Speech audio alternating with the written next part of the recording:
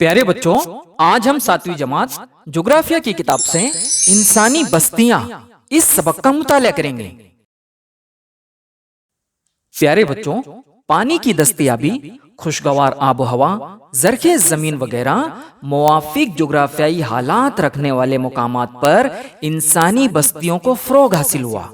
बस्तियों के इब्तिदाई जमाने में इलाके में दस्तयाब वसाइल पर लोगों के पेशे मुतय्यन होते गए। उसके बाद मखसूस काम करने वाले ग्रोह की आजादाना बस्तियां आबाद होती गई। मसलन समुंदर के किनारे यानी साहिल पर रहने वालों का पेशा माहीगीरी हो गया और माहीगीरों की बस्ती यानी कोली वाड़ा वजूद में आया।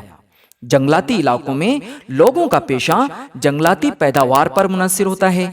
यहाँ रहने वाले आदिवासियों ने अपनी बस्ती बसा ली जो आदिवासी पाड़ा कहलाया।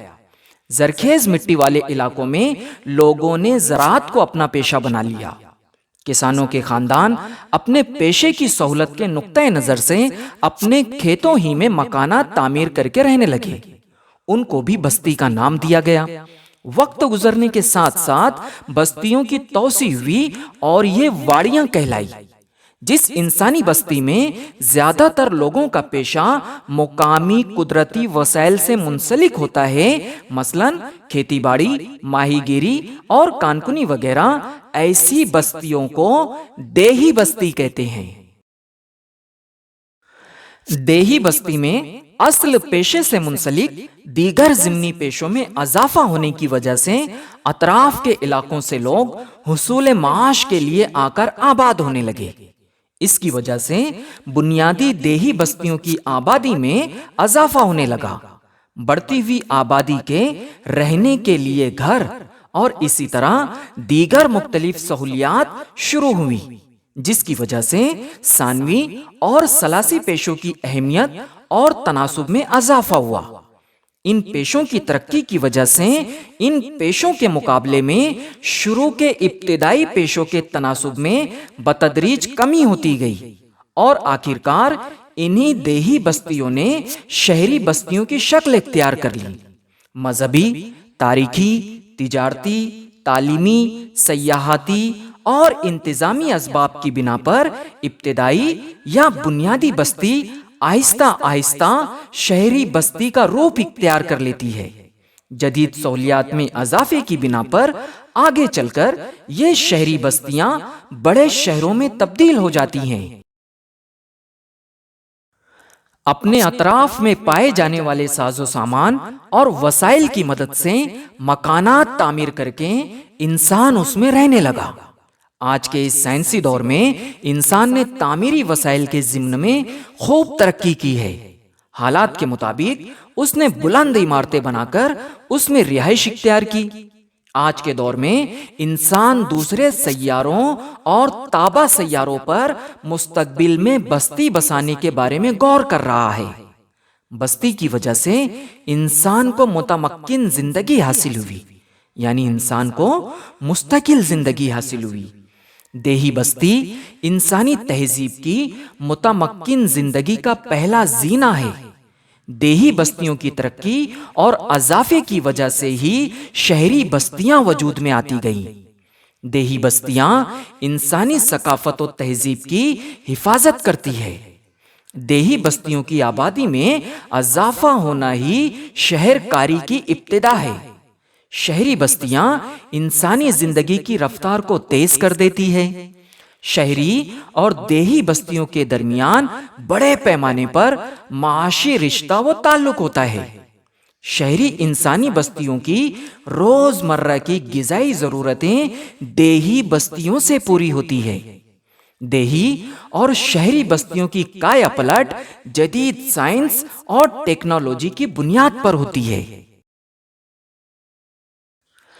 प्यारे बच्चों, मुख्तलिफ बस्तियों के मुतालिक अगर गौर करें तो ये बात अच्छी तरह ज़हन नशीन हो जाती है कि इंसान मुख्तलिफ तरह के जोग्राफियाई हालात वाले इलाकों में बस्तियां बनाकर रहता है और वहां अपने आप को फितरत से हम आहंग कर लेता है।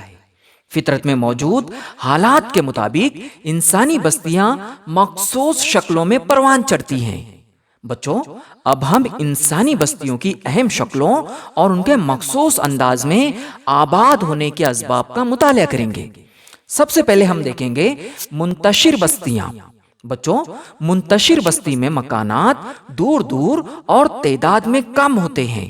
عام طور پر اس قسم کی بستی بلند ہموار علاقوں، گھنے جنگلات، گھاس کے خطوں، ریگستانوں، نیز توسیعی زرعی علاقوں میں نظر آتی ہیں۔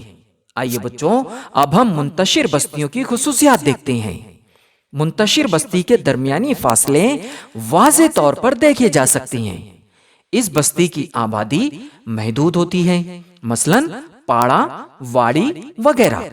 اس بستی میں مواقع، سہولیات اور خدمات بہت زیادہ نہیں ہوتی۔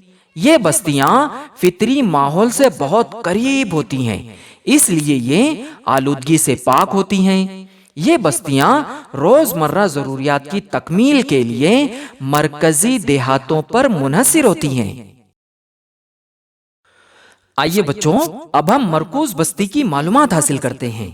چشمے، نالے، ندیاں، تالاب اور جھیل جیسے پانی کے ذخائر کے قریب اس قسم کی بستیاں نظر آتی ہیں۔ راجستھان جیسے صحرائی علاقوں میں آبی مقامات پر انسانی بستی مرکوز ہوتی ہوئی ملتی ہے۔ عام طور پر ہموار اور زرخیز زمین، آمد و رفت کے مراکز، کان کنی کے علاقے اور تجارتی مراکز وغیرہ کے علاقوں میں اس طرح کی بستیاں وجود میں آتی ہیں۔ اس کے علاوہ تحفظ، صحت اور تعلیم، اسی طرح دیگر سماجی اور مذہبی اسباب کی بنا پر مرکوز بستیاں وجود میں آ سکتی ہیں۔ آئیے بچوں اب ہم مرکوز بستی کی خصوصیات دیکھتے ہیں۔ اس طرح کی بستی میں مکانات ایک دوسرے کے قریب ہوتے ہیں۔ اس بستی میں سماجی خدمات دستیاب ہوتی ہیں۔ ان بستیوں کو مقام اور زمانے کے لحاظ سے پھیلنے کی وجہ سے ان کو ایک مخصوص شکل مل جاتی ہے۔ اس بستی کے پرانے محلوں میں سڑکیں تنگ ہوتی ہیں۔ اس بستی میں مختلف ذات، مذہب، فرقہ، نسل اور مختلف خیالات و نظریات کے لوگ ایک ساتھ رہتے ہیں۔ اس لیے ایسی بستی کی سماجی زندگی بڑی خوشگوار ہوتی ہے۔ آئیے بچوں اب ہم کھتی بستی کی معلومات حاصل کرتے ہیں۔ سڑک، ریل راستہ، ندی، نہروں، ساحل سمندر، پہاڑی علاقوں میں اور پہاڑوں کے دامن وغیرہ علاقوں سے لگی کھتی بستیاں نظر آتی ہیں۔ اس قسم کی بستی تنگ جسامت کی اور ایک خط مستقیم میں بسی ہوئی ہوتی ہے۔ آئیے بچوں اب ہم کھتی بستی کی خصوصیات دیکھتے ہیں۔ اس قسم کی بستی میں مکانات اکثر و بیشتر ایک قطار میں بسے ہوتے ہیں۔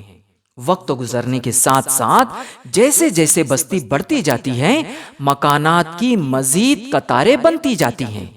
سڑکیں اور گلیاں ایک دوسرے کے متوازی ہوتی ہیں۔ مکانات کے علاوہ بستی میں چند دکانیں ہوتی ہیں۔ مستقبل میں سڑکوں کی سمت میں یہ بستیاں بڑھتی جاتی ہیں۔ مثلاً بھارت میں ساحلی علاقے، اہم ندیوں کے کنارے اور ریاستی اور قومی شاہراہوں کے کنارے اس قسم کی بستیاں نظر آتی ہیں۔ یہ تھا بچوں 7ویں جماعت جغرافیہ کی کتاب کا 10واں سبق، انسانی بستیاں۔ انشاءاللہ ہم جلد ملتے ہیں ایک نئے سبق کے ساتھ۔ تب تک کے لیے خدا حافظ۔